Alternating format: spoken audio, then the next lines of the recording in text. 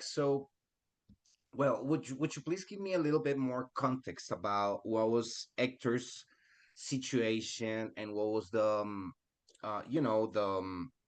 condition of the property initially? Oh, well, the property was really, really in rough shape. His grandkids lived there. They had four dogs, including a vicious pit bull that had done a lot of damage to the home. The house reeked of animals and you know um, the place was in significant disrepair. The AC worked, but that was about it. The kitchen needed to be replaced. The bathrooms need to be replaced. The floors need to be replaced. Essentially, everything needed to be replaced. The the structure of the home was actually good. So if you looked at the exterior of the home, not bad at all. It was a cinder block construction house, stucco exterior. That didn't look bad. The roof was actually new from the last storm, so that was good. So we had, at least a little bit of the infrastructure was in good shape. The ARV in the house, I think, was around $247,000, and the purchase price was $120,000. So I think I estimated the repairs. I can't recall right now. I think I estimated the repairs is somewhere around uh, 40,000 for the interior repairs. Okay. But again, can't recall right at the moment. If you want to do this call when I have the information in front of me, that might be better because it's been 6 weeks since I, did that. So I don't have all the data fresh in my head. Other All than right. that, I mean, the guy lives in Puerto Rico. He needed to sell his home. His grandson was not making the payments on the house as promised. So he was in pre-foreclosure and wanted a quick sale. Oh, right. It was in pre-foreclosure. Yes. For I mean, how long was they to were they to hit foreclosure? They were probably, well, this month. He has to pay the mortgage off this month, so we're closing next week. All right. Okay, good stuff. So there was a lot of pain in there, not only because of the condition of the property, but because the motivation was really, painful at that point. There was a lot of pain, and that's, as you know, that's the key to these transactions, right? The guy was Definitely. he was in Puerto Rico. He knew his house was being abused. This is actually his grandchildren who lived in the house, and his grandson, and the grandson had not paid any of the payments, the mortgage payments, Wow. and so the gentleman has permanently moved to Puerto Rico. Did not want to be back in Florida, so he was working with the bank. The bank told him that he was behind in his mortgage payments and he had to sell or get 100% up to date by the end of August. Okay. All right. Well, good stuff. This was a listing, so you listed it as is. Correct. Okay. Perfect. Now, Craig, let me ask you, was there something on this deal that you maybe learned that you could apply in future deals? The thing with this deal that's been kind of tricky is the family situation. Uh-huh. And I did not have that under control. I didn't understand just how bad the relationship was between the family members. And that actually almost caused the deal to derail Oh, because wow. there's a family feud erupted. And I had the grandfather feuding with the grandson, and the grandson didn't refuse us access to the home. When we went to do the survey work that the bank required, the hard money guys, they couldn't get in. The grandson changed all the locks on the home, Oh, wow. turned off the utilities. I mean, it became a mess at the end. Wow. All right. I see. Mm, would you walk me through your sales process, like with this seller? Like, what techniques or strategies do you use to build rapport and negotiate a deal?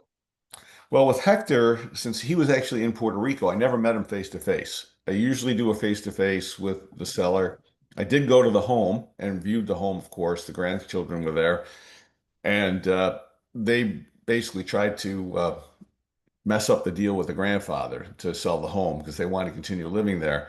So that allowed me some insight as to what kind of pain the grandfather was feeling.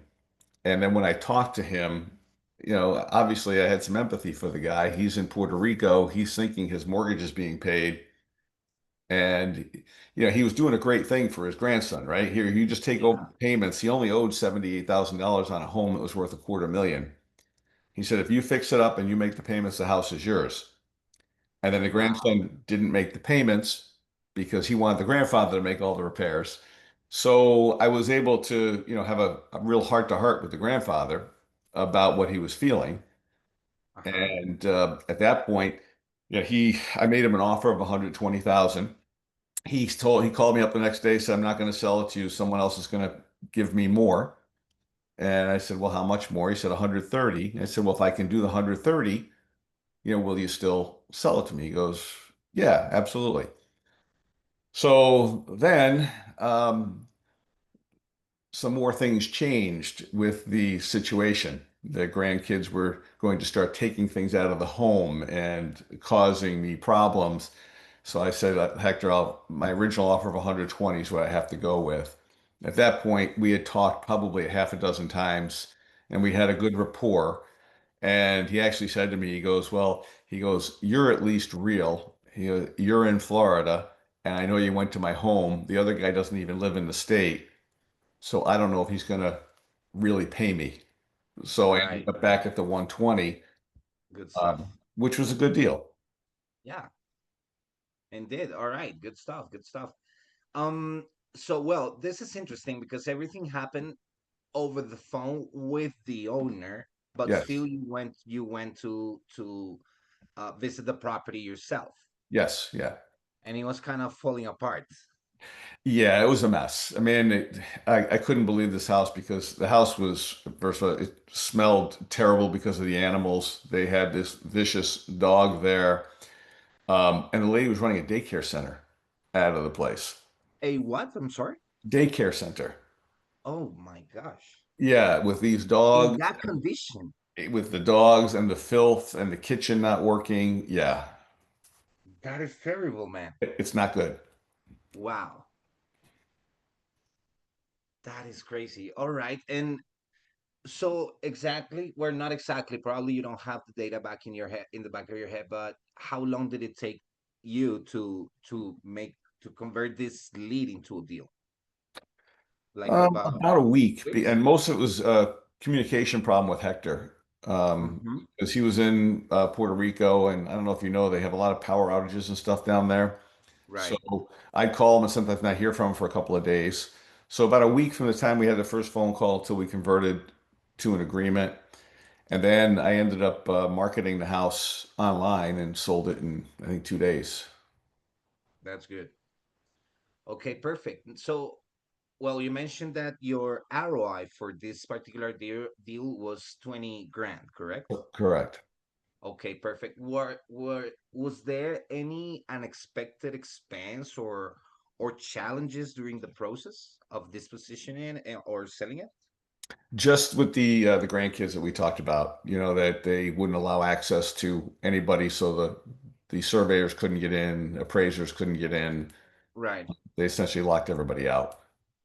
Okay, okay, okay.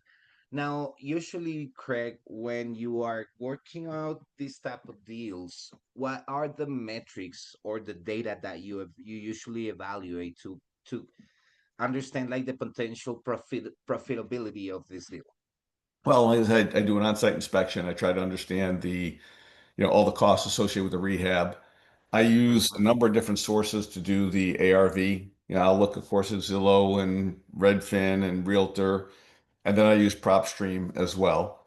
And I'll basically do an amalgamation of those four sources to come up with a reasonable ARV, and then obviously deduct my repair costs and multiply the ARV by 70%, less cost of repairs, come up with a number, and then I know I need to go a little lower if it's going to be wholesaled.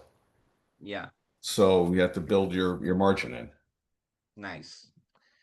Now, so far, Craig, what do you think about our service?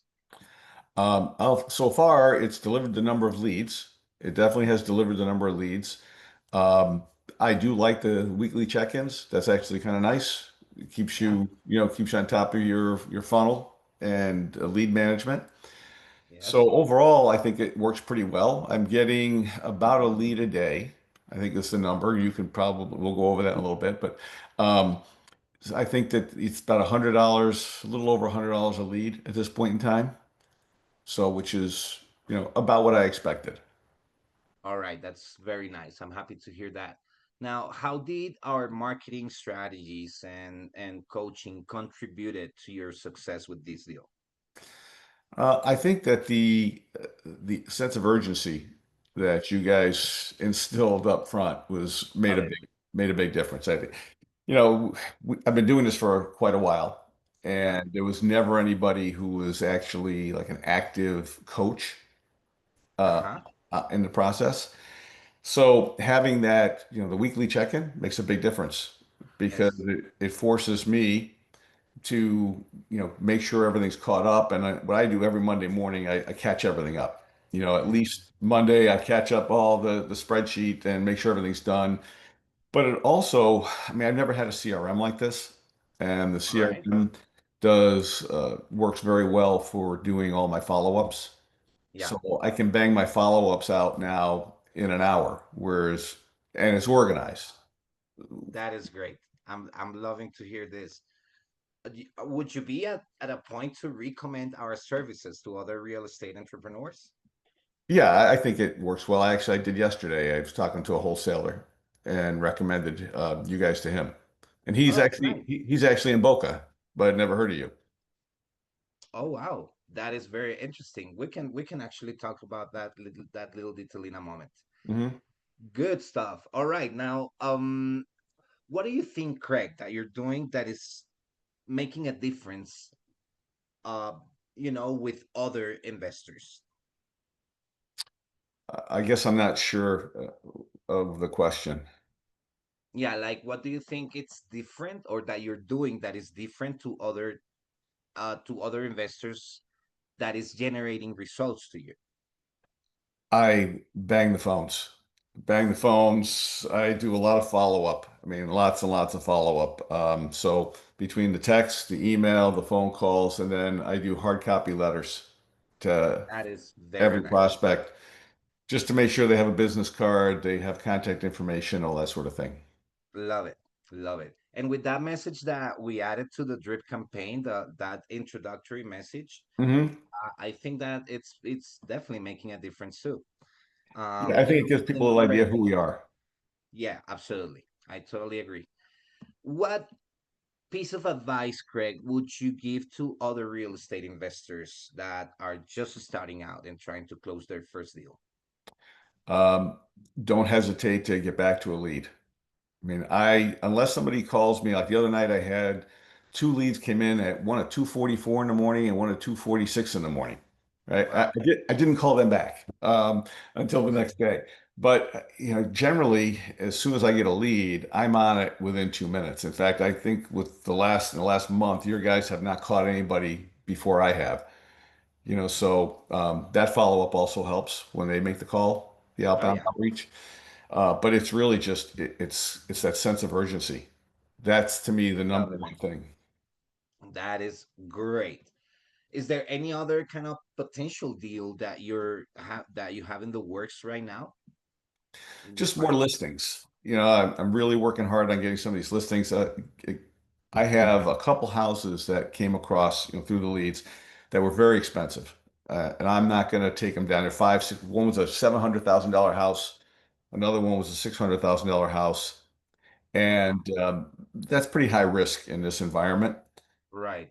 So, and frankly, the people wanted far more than the typical wholesale. So Yeah. I'm working on them for listings rather than for, wholesale. So I got my real estate license 4 years ago. So um, to me, it makes sense to list them. I mean, a $500,000 house, that's a nice commission check. Oh yeah, for sure. All right, man, good stuff. Congratulations on that one deal. I know it was an early, probably the first one that you made with our leads. Yes, So that is terrific. How long? Well, where is this Where was this property located? in Charlotte County, Port Charlotte. Port Charlotte. All right. And initially it was not listed in the MLS, right?